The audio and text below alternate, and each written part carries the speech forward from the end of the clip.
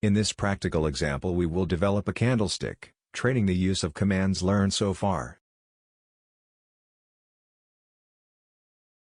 To begin with, open the available file, where we already have the sketches created, which we will use to model the candlestick.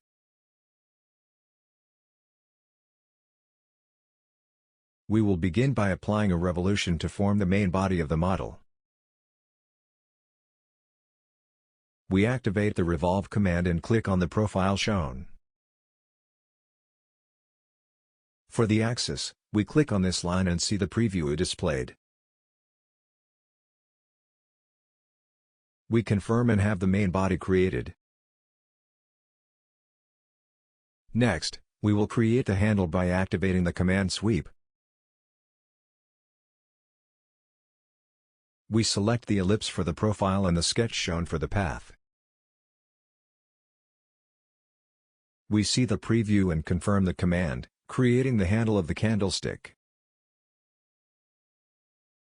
Now let's make a recess at the top, activating the command extrude and the cut option. We set the depth to 25 and in the More tab, in Taper we inform the angle of -5 degrees to define a conicity to the bottom.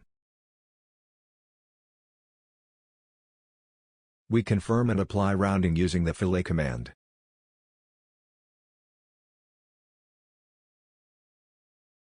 We set the radius value to 20 and click on the edges shown.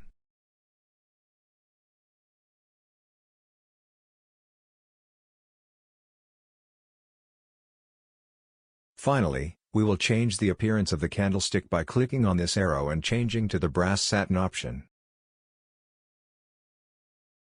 Alright, our candlestick is finished.